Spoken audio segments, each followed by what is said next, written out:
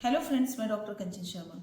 आप प्रेग्नेंट हैं और आपको डाउट हो रहा है कि हम कहाँ दिखाएं ताकि मेरी एएनसी जर्नी मतलब मेरी प्रेगनेंसी की जर्नी स्मूथ हो और साथ ही मेरी डिलीवरी भी अच्छे से कंडक्ट हो जाए। तो चलिए हम आपको कुछ चेकलिस्ट बताते हैं। आप अपने हॉस्पिटल को चुनने से पहले उन चेकलिस्ट को ज़रूर चेक करें ताकि आपका pregnancy as well as delivery एक बहुत ही खूबसूरत और यादगार पल में बदल जाए।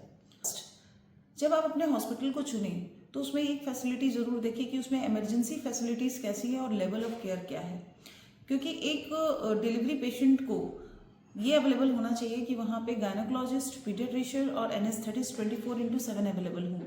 साथ ही साथ उस हॉस्पिटल में आपके लिए आईसीयू, एचडीयू की फैसिलिटी अवेलेबल हो ताकि कहीं कोई अनफॉर्चुनेट इवेंट हो तो ये भी फैसिलिटी हो कि वहाँ वेंटिलेटरी सपोर्ट हो। कुल मिला के अगर हम ये बोलें तो वहाँ पे मल्टी डिसिप्लिनरी अप्रोच की फैसिलिटी हो। मेक श्योर करें कि हॉस्पिटल में डॉक्टर की अवेलेबिलिटी तो 24/7 हो ही, साथ ही साथ उनका लेबर रूम और ओटी भी 24/7 रन करता हो। पीडियाट्रिशियन के साथ साथ आपको मेक श्योर करना है कि अगर वहाँ पे कोई हाई रिस्क डिलीवरी होती है, जैसे कि ट्विन प्रेगनेंसी होती है या फिर प्रीटर्म डिलीवरी होती है या प्रेगनेंसी में किसी को बीपी या शुगर का प्रॉब्लम है, तो वो सब फैसिलिटीज़ भी वहाँ अवेलेबल होनी चाहिए कि वो डॉक्टर वहाँ मैनेज कर सके। साथ ही बच्चे के लिए एनआईसीयू सपोर्ट वहाँ होना चाहिए। आपके हॉस्पिटल में in house blood bank facility भी होनी चाहिए ताकि अगर कुछ ऐसा स्टेप हो जिसमें हमें ब्लड की ज़रूरत पड़े तो आपका हॉस्पिटल वहाँ पे रेडी रहे। एंड आपके हॉस्पिटल का डिस्टेंस आपके घर से कितने दूर है, ये बहुत इंपॉर्टेंट है। साथ में आपकी फिजिबिलिटी वहाँ पहुँचने की, ट्रांसपोर्ट फैसिलिटीज़ कैसी है, उसको भी ज़रूर हमेशा ध्यान में रखें। दोस्तों, मेक श्योर करें कि आपका हॉस्पिटल आपके घर से 30-40 मिनट्स के ही डिस्टेंस पर हो, क्योंकि एएनसी तो आप करा लेंगे थोड़े दूर भी जा करके, पर जब डिलीवरी आती है, जब डिलीवरी का पेन शुरू होता है, तो उस समय आपको सबसे इमीडिएट सपोर्ट आपका नियर बाय हॉस्पिटल ही देता है। तो ऐसे सिचुएशन में आप मेक श्योर करें कि आप अपने आसपास के हॉस्पिटल जहाँ पे सारी फैसिलिटीज़ अवेलेबल हो उसको चूज़ करें। थर्ड पॉइंट आपको क्या ध्यान देना है कि आपका डॉक्टर और आपके स्टाफ कितने एक्सपीरियंस्ड हैं। याद रखिए, आपकी प्रेगनेंसी जर्नी आपके गायनोकोलॉजिस्ट के हाथों में होती है और साथ में आप उनके साथ उस जर्नी को कवर करते हैं। तो यू मस्ट मेक श्योर कि आपकी obstetrician must be an expert obstetrician होनी चाहिए और साथ ही साथ आपके पीडियाट्रिशियन भी एक्सपर्ट होने चाहिए। आपकी गायनोकोलॉजिस्ट जो ऑब्स्टेटिशियन जो आपकी डिलीवरी कंडक्ट कराए, she must be well versed in normal delivery as well as she must be a sound surgeon, क्योंकि वो ही आपके किसी भी कॉम्प्लिकेटेड केस को भी अच्छे से हैंडल कर सकती हैं। साथ ही साथ सिर्फ डॉक्टर के अच्छे होने से नहीं होता है, वहाँ पे स्टाफ कितने एक्सपीरियंस्ड हैं, वो कितने इमरजेंसी सिचुएशन के सीरियसनेस को समझ पा रहे हैं और प्रॉम्प्ट एक्शन ले पा रहे हैं, तो ये सब चीज़ों को भी आप फीडबैक के थ्रू पता कर सकते हैं।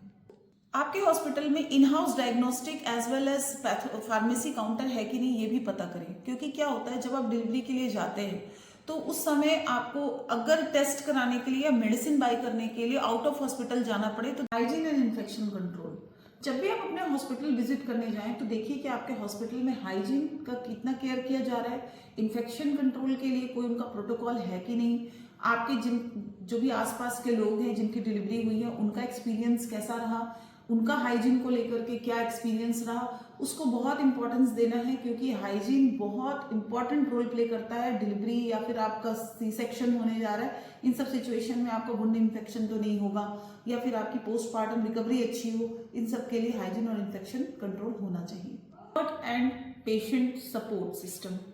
कंफर्ट इसलिए इंपॉर्टेंट है कि चलिए आप हॉस्पिटल में एडमिट तो हो गए, पर आपके साथ जो आपके सपोर्ट के लिए जा रहे हैं, जो आपके अटेंडेंट्स हैं, उनके रुकने के लिए क्या फैसिलिटी है हॉस्पिटल में, साथ ही साथ आपके खाने के लिए क्या प्रोविजन है हॉस्पिटल में, और आपके जो साथ रुक रहे हैं जो अटेंडेंट्स हैं उनको खाने की फैसिलिटी है कि नहीं है। जैसे कैंटीन, बहुत से हॉस्पिटल्स में इन हाउस कैंटीन होता है जहाँ 24/7 फूड अवेलेबल होता है, तो ऐसे हॉस्पिटल को भी सर्च करें। और साथ में आपका जो रूम है वहाँ पे प्राइवेट, सेमी प्राइवेट रूम की फैसिलिटीज़ है या नहीं, या सिर्फ जनरल वार्ड है, इन सबको भी आप डिलीवरी से पहले जरूर सर्च करें। 7th, आपके हॉस्पिटल का कॉस्ट और इंश्योरेंस पॉलिसी क्या है। मेक श्योर करें कि आपके हॉस्पिटल का ट्रांसपेरेंट कॉस्ट पैकेज हो, कोई भी हिडन चार्जेस हो तो आप बिफोर हैंड पूछ लें। आपके हॉस्पिटल में अगर आपके पास कोई इंश्योरेंस है तो वो एक्सेप्टेबल है कि नहीं है, उसके बारे में भी आप पता पहले ही करके रखें, ताकि आपको बाद में ऐसा ना लगे कि package all of a sudden बहुत हाई हो गया तो पहले से ही आप अपना कॉस्ट ऑफ नॉर्मल डिलीवरी या फिर सी सेक्शन इन सब के कॉस्ट के बारे में भी डिस्कशन कर सकते हैं। 8th point, baby friendly practice. Delivery के बाद, क्योंकि आपके लिए वो सेकंड होम जैसा होता है आपका हॉस्पिटल, तो आपके हॉस्पिटल स्टाफ्स, आपके डॉक्टर आपको कितना ब्रेस्ट फीडिंग के लिए सपोर्ट कर रहे हैं, आपको कितना प्रमोट कर रहे हैं एम्बुलेशन के लिए, वो आपके डाइट पे कितना ध्यान दे रहे हैं या आपके हाइजीन पे कितना ध्यान दिया जा रहा है। क्योंकि कई बार क्या होता है कि पेशेंट के साथ जो अटेंडेंट्स होते हैं उनको भी उतनी नॉलेज नहीं होती है, तब यहाँ पे हॉस्पिटल बहुत इंपॉर्टेंट रोल प्ले करता है, क्योंकि आप 24 to 72 आवर्स के लिए हॉस्पिटल में होते हैं। तो यहाँ हम बता सकते हैं आपको कि ब्रेस्ट फीडिंग कैसे कराना है, कितने टाइम तक कराना है, और बच्चे को सपोर्ट कैसे करना है, उसको कवर रैप कैसे करना है, पेशेंट का टेक केयर कैसे करना है। तो अगर ये सब फैसिलिटी आपका हॉस्पिटल आपको दे रहा है तो उसको जरूर सर्च करें।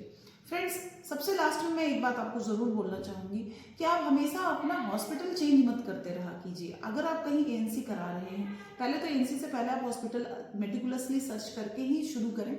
दूसरी बात है, बार बार अपने एएनसी हॉस्पिटल्स को चेंज ना करें, ना ही अपने डॉक्टर को चेंज करें, क्योंकि एक 9 मंथ की जर्नी में आपका अपने डॉक्टर के साथ भी बॉन्ड क्रिएट होता है, वो आपको समझ पाते हैं और आप अपने डॉक्टर को समझ पाते हैं। सो ऐसा कभी ना करें कि एएनसी कहीं कराया और लास्ट टाइम में आप डिलीवरी के लिए कहीं और चले जाएं। सो मेक श्योर करें कि आप अपना एएनसी से लेकर के डिलीवरी तक आप अपने हॉस्पिटल और अपने डॉक्टर के साथ स्टिक करें।